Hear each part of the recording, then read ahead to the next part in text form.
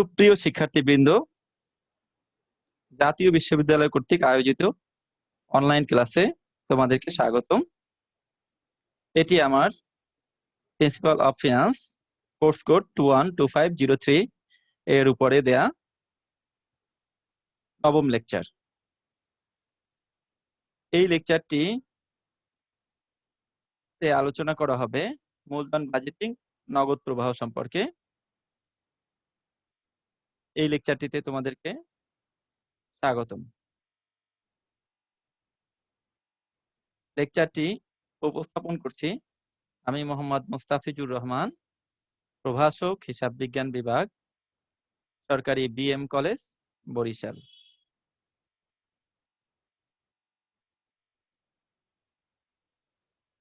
আমি আগেই বলেছি তোমাদেরকে যে আমার এই লেকচারটি, আজকের লেকচারটি এটি হবে সপ্তম অধ্যায়ের উপরে।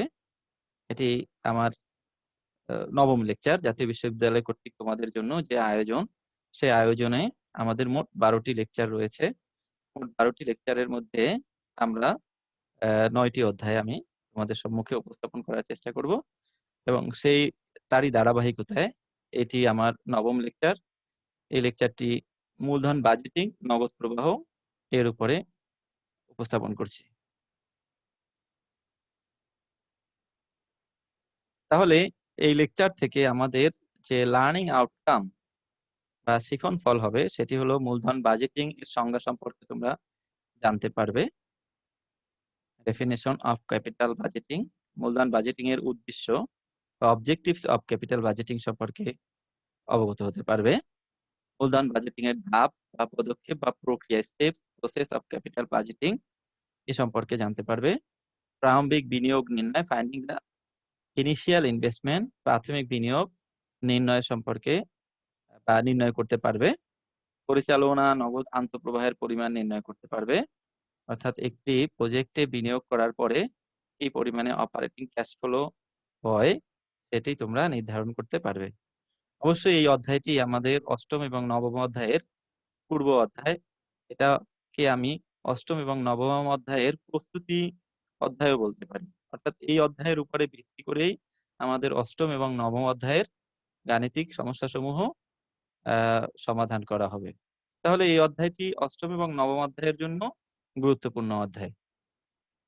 প্রথমে আমি আলোচনা করব মূলধন বাজেটিং এর সংজ্ঞা, ডেফিনেশন অফ ক্যাপিটাল বাজেটিং। মূলধন বাজেটিং, বাজেট শব্দের অর্থ সাধারণত প্রাক্কলন, অর্থাৎ পূর্বে কোনো বিষয়ে আর্থিক অনুমান করা কি মূলত বাজেট বলে। সেই হিসেবে যদি আমরা বলি যে মূলধন বাজেটিং বা মূলধনের প্রাক্কলন অথবা মূলধন সংক্রান্ত পূর্ব অনুমানকে মূলধন বাজেটিং বলে, তাহলেও বিষয়টি অবান্তর হবে না। তবে বিষয়টিকে যদি আমরা বইয়ের ভাষায় বলি, তাহলে বলতে হবে প্রতিষ্ঠানের অর্থ বিনিয়োগের মাধ্যমে মুনাফা অর্জন পরিকল্পনাকে সংক্ষেপে মূলধন বাজেটিং বলে। অর্থাৎ প্রতিষ্ঠানে যে বিনিয়োগ হবে, সেই বিনিয়োগে কি পরিমাণে মুনাফা আসবে, এই ধরনের একটি পরিকল্পনা করে যদি অর্থ বিনিয়োগ করা হয়, তাহলে সেটিকে বলা হয় মূলধন বাজেটিং। এবারে এটিকে আমরা আরেকটু বিস্তারিত বলি। সেটা হচ্ছে মূলধন বাজেটিং বা দীর্ঘ সময় ধরে তহবিল প্রাপ্তির আশায় উচ্চ ঝুঁকি গ্রহণ এবং বর্তমান তহবিলকে সর্বোৎকৃষ্ট প্রকল্পে বা স্থায়ী সম্পত্তিতে বিনিয়োগ করাকে মূলধন বাজেটিং বলে। তাহলে সংজ্ঞাটি হলো এই যে দীর্ঘ সময় ধরে তহবিল প্রাপ্তির আশায়, বেশ কয়েক বছর যাবত, 1, 2 নয়, 5 বছর, 10 বছর বা এই ধরনের সময়ের জন্য তহবিল প্রাপ্তির আশায় উচ্চ ঝুঁকি গ্রহণ এবং বর্তমান তহবিলকে সর্বোৎকৃষ্ট প্রকল্পে বা স্থায়ী সম্পত্তিতে বিনিয়োগ করাকে মূলধন বাজেটিং বলে। এ বিষয়ে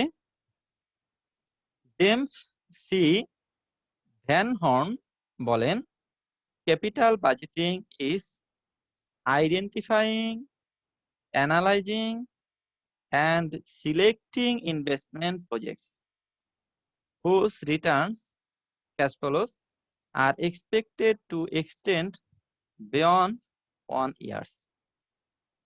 তাহলে এই সংজ্ঞাটি যদি আমরা বিশ্লেষণ করি তাহলে পাবো ক্যাপিটাল বাজেটিং ইজ আইডেন্টিফাইং মানে চিহ্নিত করা। ক্যাপিটাল বাজেটিং হচ্ছে চিহ্নিত করা, অ্যানালাইজিং বিশ্লেষণ করা, অ্যান্ড সিলেক্টিং ইনভেস্টমেন্ট প্রজেক্ট এবং বিনিয়োগ প্রকল্প নির্ধারণ করা।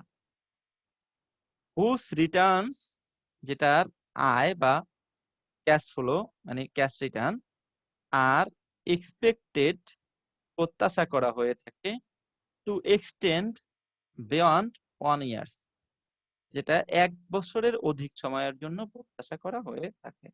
তাহলে আমরা বলতে পারি যে ক্যাপিটাল বাজেটিং হচ্ছে 3টি কাজের সমন্বয় এই সংজ্ঞা অনুযায়ী। সেটা হলো 1 যে প্রজেক্ট বা প্রকল্প চিহ্নিত করা, সেই প্রকল্পকে বিশ্লেষণ করা এবং প্রকল্পটাকে সিলেক্ট করা মানে নির্ধারণ করা এবং সেখান থেকে এই ধরনের প্রকল্প নির্ধারণ করা যে প্রকল্প থেকে 1 বছরের অধিক সময় ধরে ক্যাশ ফ্লো হবে অর্থাৎ আয় পাওয়া যাবে। তাহলে ক্যাপিটাল বাজেটিং হচ্ছে 1 বছরের অধিক সময়ে ধরে মুনাফা অর্জন করা হবে বা ক্যাশ ফ্লো হবে এই ধরনের প্রজেক্ট চিহ্নিত করে বিশ্লেষণ করে নির্ধারণ করা।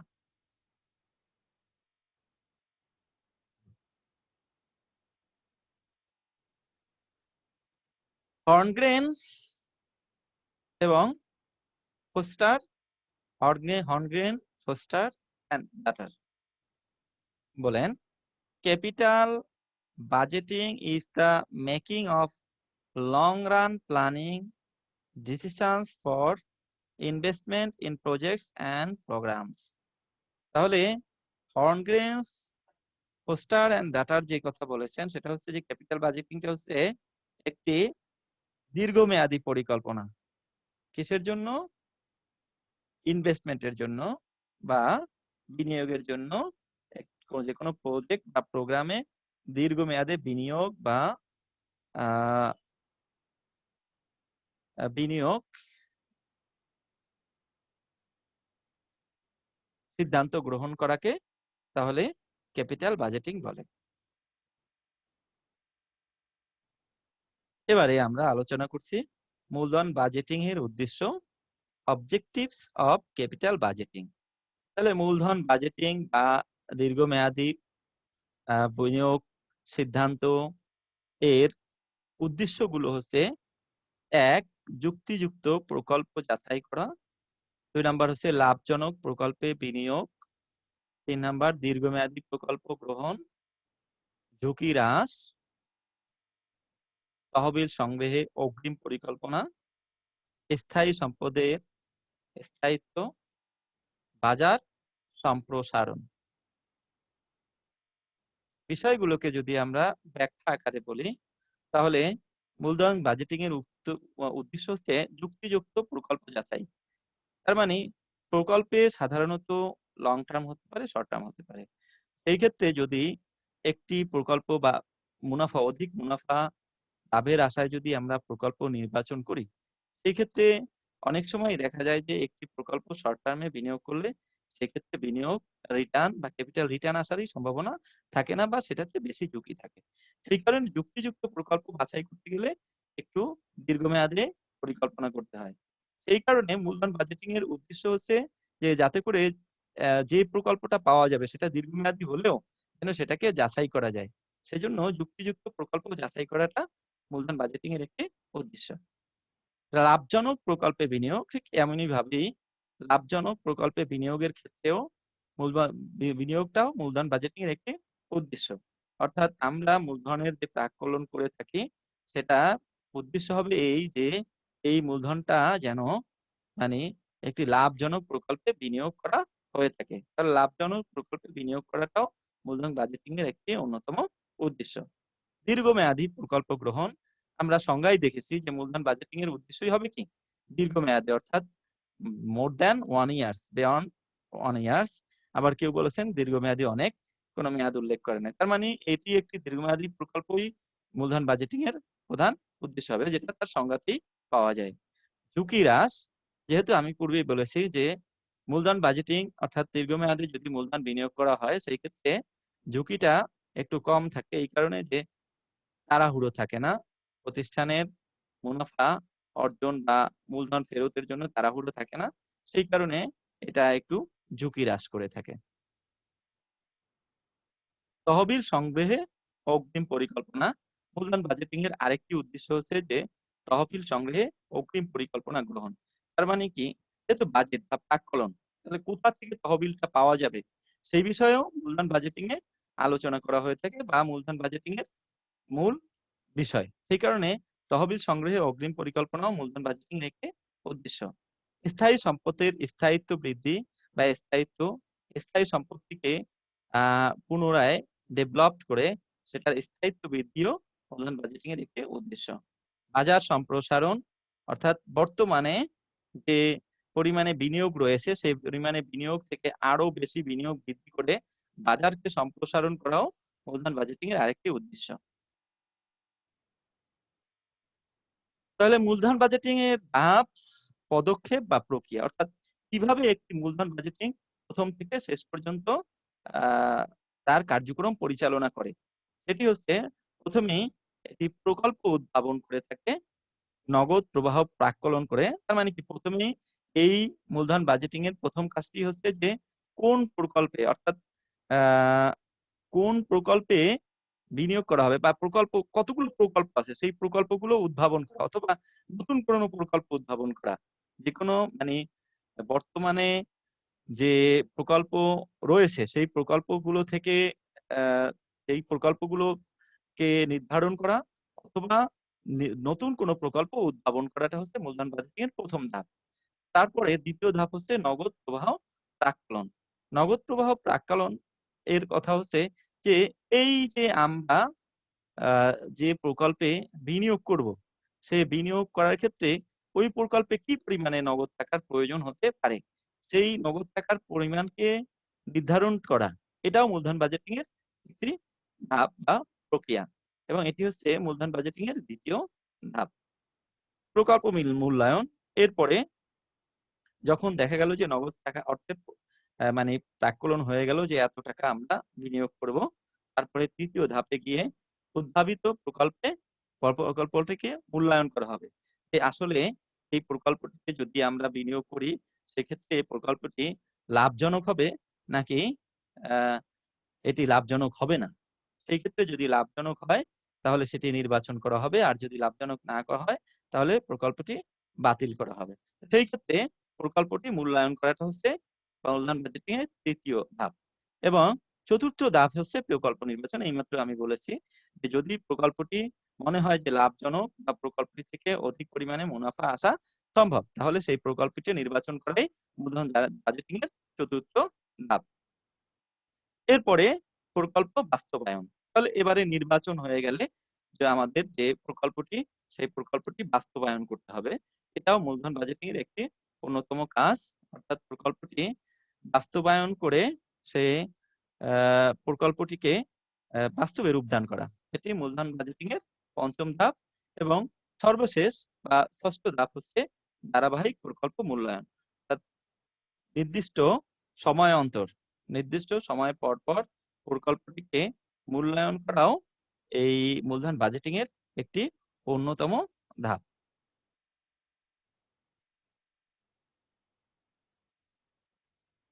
তাহলে আমরা দেখলাম যে মূলধন বাজেটিং এর ধাপ বা পদক্ষেপ বা প্রক্রিয়াগুলো হচ্ছে প্রকল্প উদ্ভাবন থেকে শুরু করে ধারাবাহিক প্রকল্প মূল্যায়ন পর্যন্ত।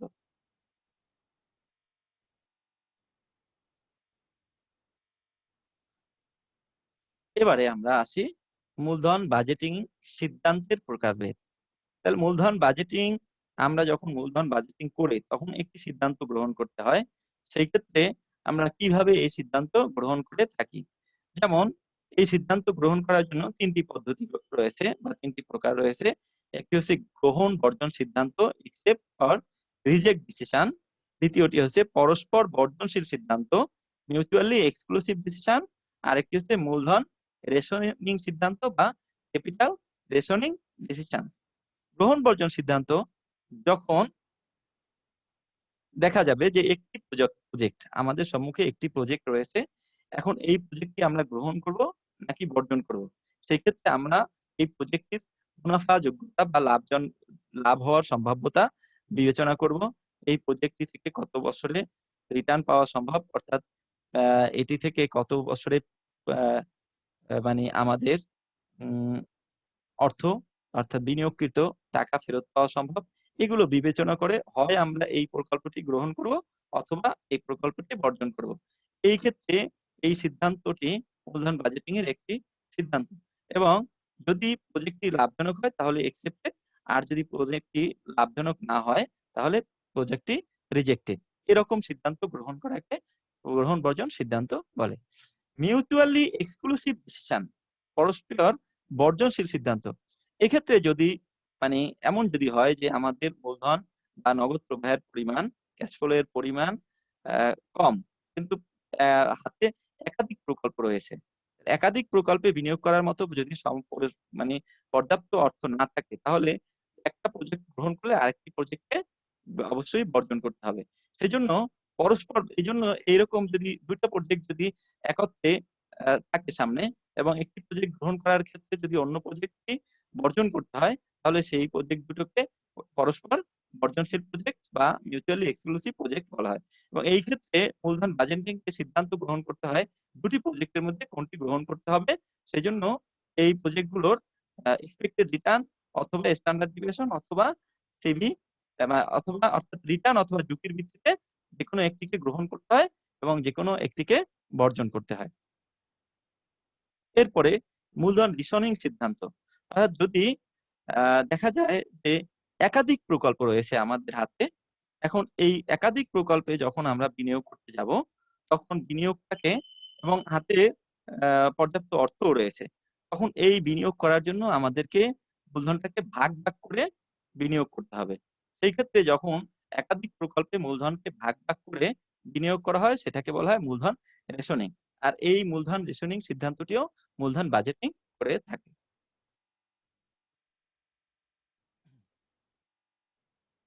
তাহলে এবারে আমরা আসি এই অধ্যায়ে। তাহলে কি ম্যাথমেটিক্যাল প্রবলেমস থাকতে পারে এবং সেগুলো কিভাবে আমরা সমাধান করতে পারি। তাহলে এই অধ্যায়ে যেহেতু মূলধন বাজেটিং, সেহেতু এটিতে প্রারম্ভিক বিনিয়োগ নির্ণয়ের বিষয়ে সিদ্ধান্ত গ্রহণ করা হবে।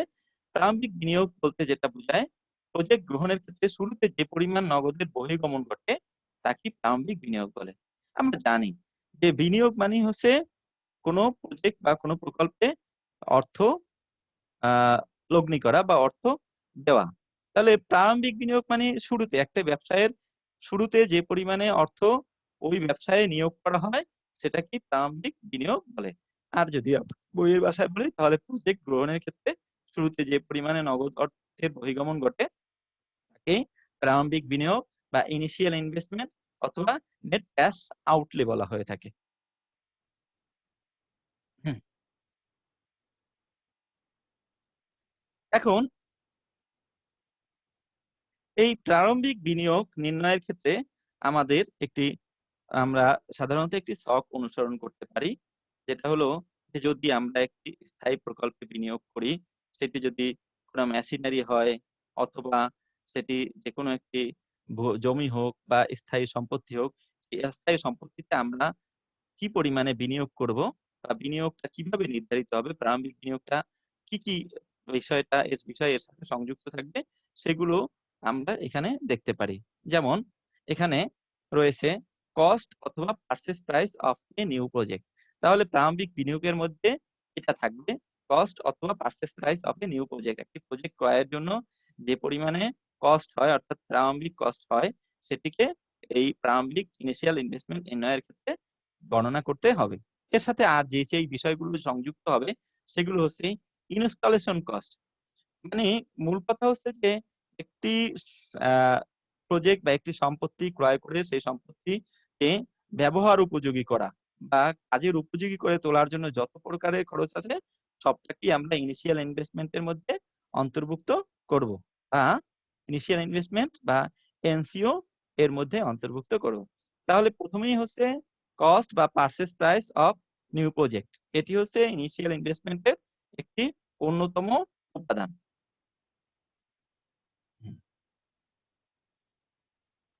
এরপরে এর সাথে আমরা যেই সমস্ত খরচগুলো যুক্ত করব সেগুলো হচ্ছে ইনস্টলেশন কস্ট। ইনস্টলেশন শব্দের অর্থ হচ্ছে সংস্থাপন। ইনস্টলেশন কস্ট শব্দের অর্থ হচ্ছে সংস্থাপন ব্যয়। তাহলে সংস্থাপন ব্যয়টাও আমরা এই পারচেজ প্রাইস এর সাথে সংযুক্ত করে ইনিশিয়াল ইনভেস্টমেন্ট নির্ধারণ করব। তাছাড়া রয়েছে ফ্রাইট চার্জ বা ডিউটি। যদি জাহাজ ভাড়ার প্রয়োজন হয় মেশিনারি ক্রয়ের ক্ষেত্রে বা স্থায়ী সম্পত্তি ক্রয়ের ক্ষেত্রে, সেটিও এই পারচেজ প্রাইস এর সাথে সংযুক্ত হয়ে ইনিশিয়াল ইনভেস্টমেন্ট নির্ধারণে সংযুক্ত হবে। রেলওয়ে ফেয়ার, যদি সম্পত্তি ক্রয়ের ক্ষেত্রে কোনো রেলওয়ে ফেয়ার বা রেল ভাড়া দেয়া থাকে, রেল ভাড়া দিতে হয়, তাহলে সেটিও প্রাথমিক আ ইনভেস্টমেন্টের সাথে যুক্ত হবে। ইন্সুরেন্স, ইন্সুরেন্স মূলত সম্পত্তি সংক্রান্ত ইন্সুরেন্স যদি হয় তাহলে সেটি এখানে সংযুক্ত হবে। কিন্তু যদি ইন্সুরেন্সটি যদি হয় লাইফ ইন্সুরেন্স বা ইন্সুরেন্সটি যদি হয় প্রতিষ্ঠানের মানে প্রতিষ্ঠান সংক্রান্ত, যেটি মান্থলি প্রদান করতে হয়, সেটি এখানে সংযুক্ত হবে না। এই ইন্সুরেন্সটি হচ্ছে এই মেশিনটি ক্রয় করে আনার জন্য যে ইন্সুরেন্স করা হয়ে থাকে সেই ইন্সুরেন্সের খরচাটিও মেশিনের সাথে বা সম্পত্তির সাথে সংযুক্ত হয়ে ইনিশিয়াল ইনভেস্টমেন্ট নির্ধারিত হবে। ডক ডিউটিস, ডক ডিউটিস বা ডক চার্জ যেটি, এটিও মানে ইনিশিয়াল ইনভেস্টমেন্টের সাথে সংযুক্ত হবে। আর ক্লিয়ারিং চার্জ, ক্লিয়ারিং চার্জ বলতে একটি সম্পত্তি ডক থেকে নিয়ে আসার জন্য যে চার্জ প্রদান করতে হয় সেটিকে ক্লিয়ারেন্স চার্জ বলা হয়। এই ক্লিয়ারিং চার্জটিও পারচেজ প্রাইস এর সাথে সংযুক্ত হয়ে তাহলে আমাদের ইনিশিয়াল ইনভেস্টমেন্ট নির্ধারিত হবে। তো এই সমস্ত বিষয়গুলো যদি আমরা যোগ করি তাহলে এগুলো সম্পূর্ণ মেশিনারি বা সম্পত্তির সাথে যুক্ত হয়ে যেটা তৈরি হবে সেটাকে বলা হবে বেসিস অফ ডেপ্রিসিয়েশন। তাহলে আমরা এই সবগুলো অ্যামাউন্ট যোগ করে এখানে নিয়ে আসলাম। নিয়ে আসার পরে এই পারচেজ প্রাইস এর সাথে এটা যদি যুক্ত করি তাহলে আমরা যে অ্যামাউন্টটা পাবো সেটাকে বলা হবে বেসিস অফ ডেপ্রিসিয়েশন। তার মানে হলো অবচয়যোগ্য মূল্য। অর্থাৎ অবচয়ের ভিত্তি বা অবচয়যোগ্য মূল্য। এটা থেকে অবচয় নির্ধারণ করা যাবে। এখন এই যে বেসিস অফ ডিপ্রিসিয়েশন এর সাথে যদি আমরা ওয়ার্কিং ক্যাপিটাল ইন্ট্রোডিউসড, অর্থাৎ একটা প্রতিষ্ঠানের জন্য যে পরিমাণে ওয়ার্কিং ক্যাপিটালের প্রয়োজন হয় সেই ওয়ার্কিং ক্যাপিটালটা যদি আমরা যোগ করি আর এগুলো আমরা বিয়োগ করব। Refund of working capital, sales proceeds of existing assets, অর্থাৎ বর্তমান সম্পত্তি বিক্রি করে যদি কোনো টাকা পাওয়া যায় সেটা, tax savings on sell of asset, যদি সেল করার কারণে অ্যাসেট সেল করার কারণে কোনো ট্যাক্স সেভিংস হয় সেই রকম যদি কোনো টাকা পাই সেটা, ইনভেস্টমেন্ট অ্যালাউন্স থাকে যদি, তাহলে এই যে বিষয়গুলো refund of working capital, working ক্যাপিটালের রিফান্ড যদি থাকে, sales proceed of existing asset, existing অ্যাসেটের যদি সেলস করার কিছু মূল্য থাকে, ট্যাক্স সেভিংস যদি থাকে, এই সমস্ত বিষয়গুলো যদি থাকে তাহলে এগুলো এই ওয়ার্কিং ক্যাপিটাল যোগ করার পরে এই অ্যামাউন্ট গুলো এখান থেকে বাদ দেওয়া হবে। তো যদি এটা আমরা বাদ দিয়ে দেই তাহলে যে অ্যামাউন্টটা পাওয়া যাবে সেই অ্যামাউন্টটা আমরা এই আগের যে অ্যামাউন্টটা বেসিস অফ ডেপ্রিসিয়েশন এর সাথে যুক্ত করলে সেটা আমরা পাবো, সেটা হচ্ছে ইনিশিয়াল নেট ক্যাশ আউটলে বা নেট ইনভেস্টমেন্ট বা এনসিও বা ইনিশিয়াল ইনভেস্টমেন্ট। আশা করি তোমরা বিষয়টি বুঝতে পেরেছো। তাহলে সাধারণত আমাদের যে অঙ্কগুলো থাকে সেই অঙ্কগুলোতে এই আইটেমগুলো বেশিরভাগ সময়ই থাকে না। তাহলে তোমরা যদি এই আইটেমগুলো মনে রাখতে পারো, এর ভিতরেও কিছু আইটেম অনেক অঙ্কেই থাকে না, তারপরেও এই আইটেমগুলো মনে রাখতে পারলে তাহলে তোমরা বেসিস অফ ডেপ্রিসিয়েশন এবং বেসিস অফ ডেপ্রিসিয়েশন এর সাথে ওয়ার্কিং ক্যাপিটাল যুক্ত করে নেট ক্যাশ আউটলে বা ইনিশিয়াল ইনভেস্টমেন্ট অথবা নেট ইনভেস্টমেন্ট নির্ধারণ করতে পারবে। হুম। তো বিষয়টিকে আমরা একটি উদাহরণের সাহায্যে উপস্থাপন করছি। হুম। দেখো এখানে কি বলা আছে। Limo electronics company is thinking to purchase a new equipment. Limo electronics company চিন্তা করছে যে একটা নতুন ইকুইপমেন্ট বা সরঞ্জাম কিনবে। Relevant cost data of the machine are as follows. এই যে মেশিনটা সংক্রান্ত আনুষঙ্গিক খরচ হচ্ছে নিম্নরূপ। তাহলে ১ নাম্বার হচ্ছে পারচেজ প্রাইস। কত? 2 লক্ষ টাকা 2 lakh. Freight and insurance 20,000, dock duties and clearing charges 10,000, import duty 50%। মনে রাখবে এখানে 50% বলা থাকলেও এটা কিন্তু দেয়া আছে 1 লক্ষ। যদি না দেয়া থাকতো তাহলে এই 2 লক্ষের উপরে 50% হতো। তাহলে 1 লাখ হতো। কিন্তু যেহেতু এখানে দেয়া আছে সেইজন্য আর এটি কোনো হিসাব করার প্রয়োজন নেই। অর্থাৎ যখনই কোনো পার্সেন্টেজ দেয়া থাকবে তখন সেই পার্সেন্টেজটি আমরা পারচেজ প্রাইস এর উপরে নির্ধারণ করব। তো পারচেজ প্রাইস এর উপরে 50% হচ্ছে 1 lakh, that is import duty.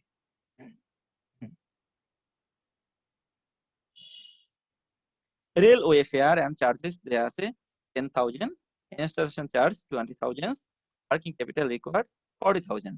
তাহলে আমরা এখানে বেশ কিছু ইনফরমেশন পেয়েছি: purchase price, freight and insurance, dock duties and clearing charge, import duty, railway fare and charge carriage, installation charges, working capital required. এই ইনফরমেশন গুলো আমরা এখানে পেয়েছি। এখন আমাদের কি রিকোয়ারমেন্ট রয়েছে এই অঙ্কে? এই অঙ্কে আমাদের যে রিকোয়ারমেন্ট রয়েছে সেটা হলো বেসিস অফ ডেপ্রিসিয়েশন এবং নেট ক্যাশ আউটলে, এনসিও। দুটা রিকোয়ারমেন্ট আমাদের এখানে। একটি হচ্ছে বেসিস অফ ডেপ্রিসিয়েশন, আর একটি হলো নেট ক্যাশ আউটলে। দুটি রিকোয়ারমেন্ট। আমরা যাই এই বেসিস অফ ডেপ্রিসিয়েশন নির্ধারণ করতে যাই। সেখানে কি কি আছে? Purchase price, installation cost, freight charge, railway fare, insurance, dock duties, clearing charge. এখানে কি কি আছে? Purchase price, freight and insurance, dock duties, import duty, railway fare, installation charge. তাহলে এই সবগুলোই মূলত বেসিস অফ ডেপ্রিসিয়েশনের মধ্যে রয়েছে। তাহলে আমরা এই সবগুলো যদি যোগ করি তাহলেই আমরা বেসিস অফ ডেপ্রিসিয়েশন পাবো। এরপরে আমরা দেখেছিলাম যে এখানে রয়েছে যে বেসিস অফ ডেপ্রিসিয়েশনের সাথে ওয়ার্কিং ক্যাপিটাল ইন্ট্রোডিউস যোগ করলে আমরা পাই নেট ক্যাশ আউটলে, এবং এগুলো বাদ দিয়ে দিব আমাদের এই অঙ্কে এরকম কোনো আইটেম নেই। ওয়ার্কিং ক্যাপিটাল রিকোয়ার্ড ছাড়া অন্য কোনো আইটেম নেই যেটা বাদ দেয়া যায়। সুতরাং আমাদের বাদ দেওয়ার বিষয়গুলো এখানে না থাকাতে সরাসরি ওয়ার্কিং ক্যাপিটাল যদি আমরা বেসিস অফ ডেপ্রিসিয়েশনের সাথে যুক্ত করি তাহলে আমরা পাবো ইনিশিয়াল ইনভেস্টমেন্ট বা এনসিও। বিষয়টি আমরা একটু দেখে নিই।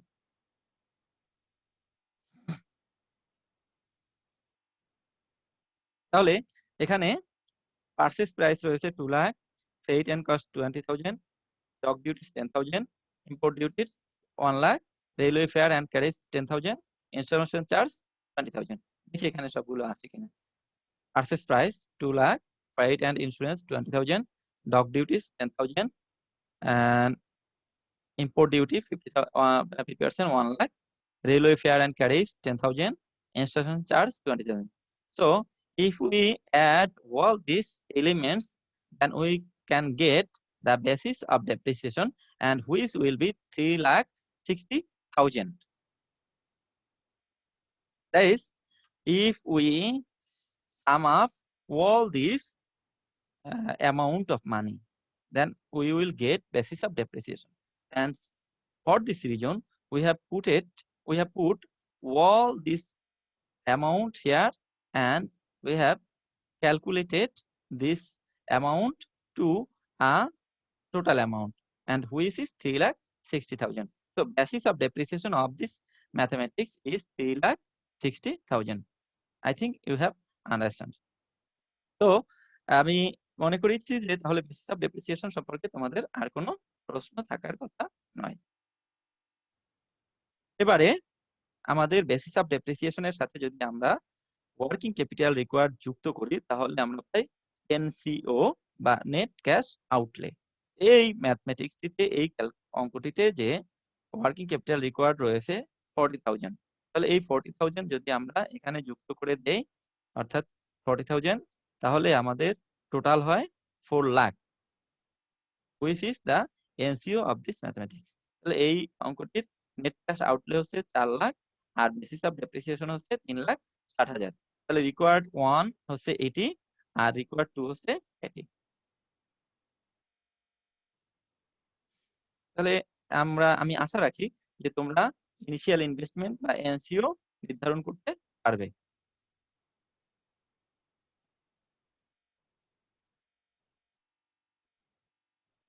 এবারে আমরা এই অধ্যায়েরই আরেকটি বিষয়, সেটি হচ্ছে পরিচালনা নগদ আন্তঃপ্রবাহের পরিমাণ নির্ণয়।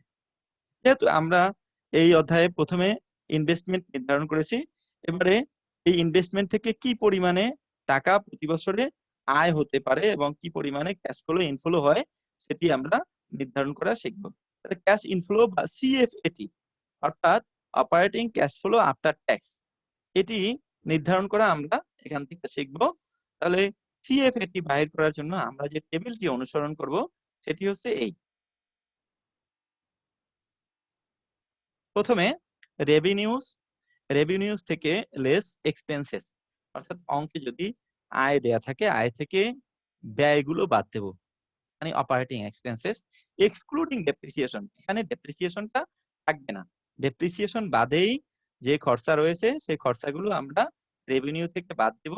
তাহলে আমরা পাবো আর্নিং বিফোর ডেপ্রিসিয়েশন অবলিক ইন্টারেস্ট এন্ড ট্যাক্সেস, যেটাকে আমরা বলবো ইবিআইটি, অর্থাৎ earning before interest and tax, EBIT, revenue থেকে এক্সপেন্স বাদ দিলে।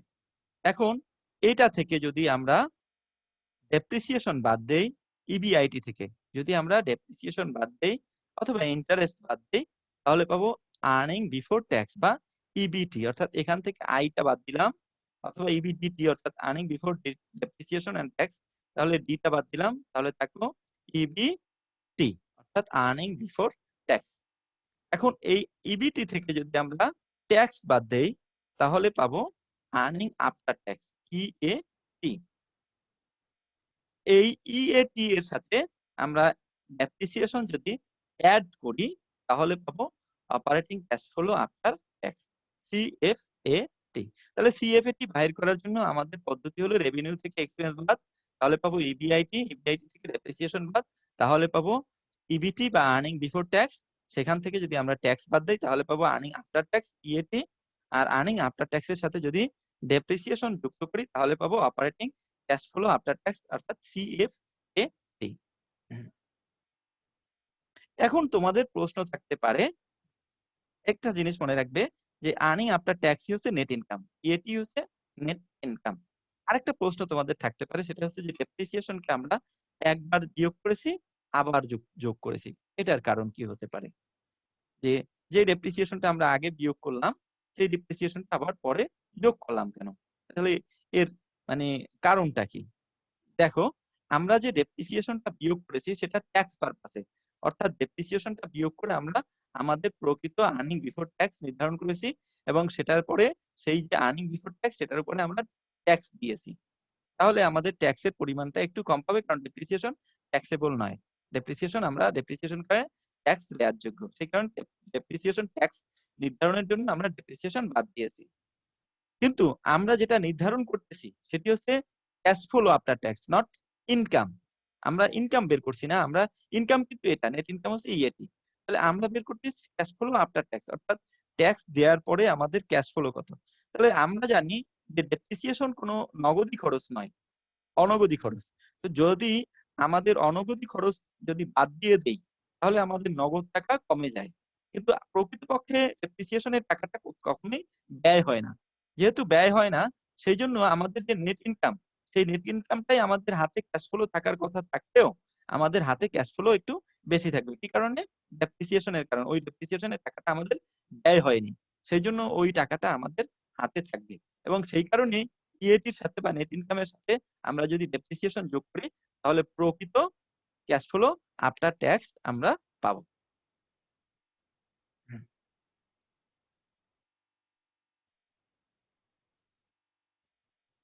এবারে আমরা এই বিষয়টিকে একটা উদাহরণের মাধ্যমে উপস্থাপন করার চেষ্টা করছি।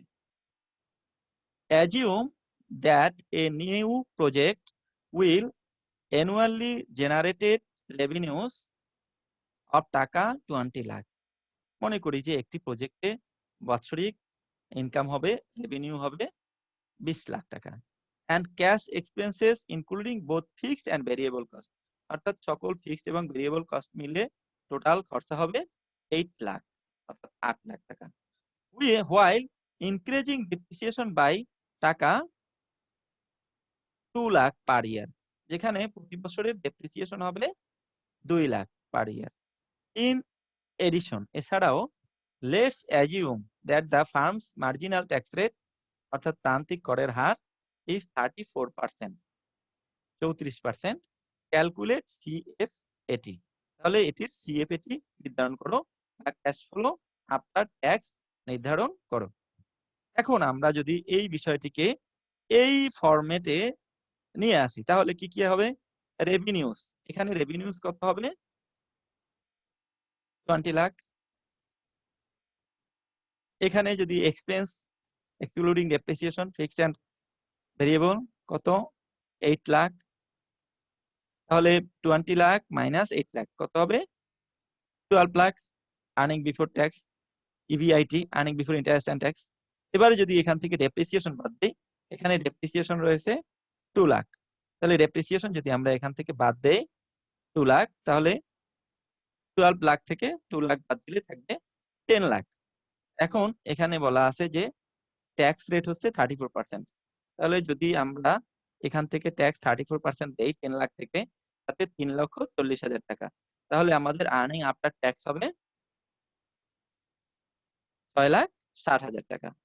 এখন আবার যদি আমরা ডেপ্রিসিয়েশন অ্যাড করি, তাহলে ডেপ্রিসিয়েশন রয়েছে 2 লাখ।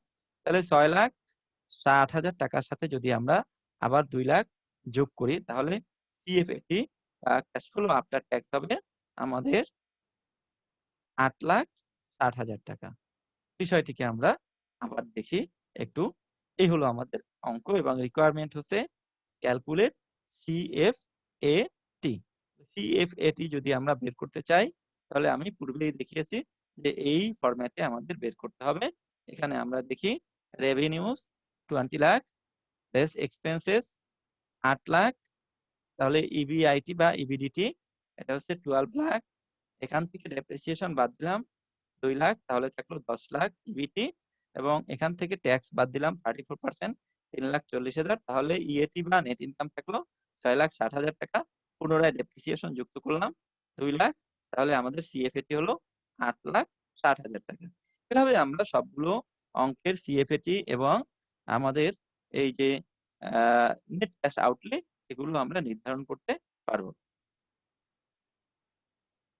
তাহলে আমরা আজকের যে এই লেকচারটি, তাতে যে বিষয়গুলো শিখতে পারলাম বা জানতে পারলাম সেগুলো হচ্ছে ক্যাপিটাল বাজেটিং ক্যাশ ফ্লো সংক্রান্ত বিষয়। ক্যাপিটাল বাজেটিং ক্যাশ ফ্লো এর সংজ্ঞা জানতে পারলাম। ক্যাপিটাল বাজেটিং ক্যাশ ফ্লো এর পদক্ষেপগুলো জানতে পারলাম। ক্যাপিটাল বাজেটিং ক্যাশ ফ্লো এর ক্ষেত্রে গ্রহণ প্রয়োজন সিদ্ধান্ত বা এর সিদ্ধান্ত সমূহ জানতে পারলাম। আর ক্যাপিটাল বাজেটিং ক্যাশ ফ্লো যেহেতু এই ইনভেস্টমেন্ট এবং ক্যাশ ফ্লো আফটার ট্যাক্সের সাথে নির্ধারিত বা সম্পৃক্ত, সেজন্য আমরা এই অধ্যায়ে ক্যাপিটাল বাজেটিং ক্যাশ ফ্লো সংক্রান্ত ইনিশিয়াল ইনভেস্টমেন্ট বা এনসিও ক্যালকুলেশন করার পদ্ধতি সম্পর্কে জানতে পারলাম। আর পরিচালন নগদ আন্তঃপ্রবাহ পরিমাণ বা operating cash flow after tax CFAT, এটি ক্যালকুলেশন করা বা নির্ধারণ করার পদ্ধতি সম্পর্কে জানতে পারলাম।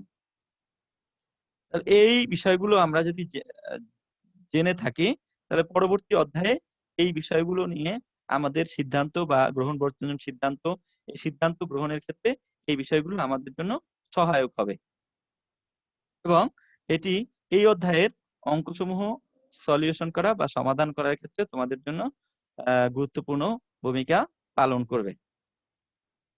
তোমরা অবশ্যই এই অধ্যায় সম্পর্কে এই বিষয়গুলো জানার কারণে এই অধ্যায়ের গাণিতিক সমস্যাসমূহ সমাধান করতে পারবে এবং যদি এর পরেও তোমাদের সমস্যা হয় তাহলে কমেন্টের মাধ্যমে আমার কাছে জিজ্ঞাসা করলে আমি পরবর্তীতে এই বিষয়ে উত্তর দেওয়ার চেষ্টা করব। এবং তোমরা যদি আরো বেশি এই বিষয়ে জানতে চাও তাহলে এখানে financial management by M Y Khan and P K Jain এই বইটি অনুসরণ করতে পারো, অথবা principles of finance by M A Kalam এটিও অনুসরণ করতে পারো। কল্প Robert W and Ricardo J Rodrigues principles of finance এটি অনুসরণ করতে পারো। এই বইগুলো প্রয়োজনে তোমরা অনুসরণ করতে পারো। এই অধ্যায় সংক্রান্ত আজকের আলোচনা এ পর্যন্তই। তোমরা সবাই ভালো থাকবে, সুস্থ থাকবে। সেই প্রত্যাশা করে আমি আমার আজকের লেকচার এখানেই শেষ করছি। ধন্যবাদ। আল্লাহ হাফেজ।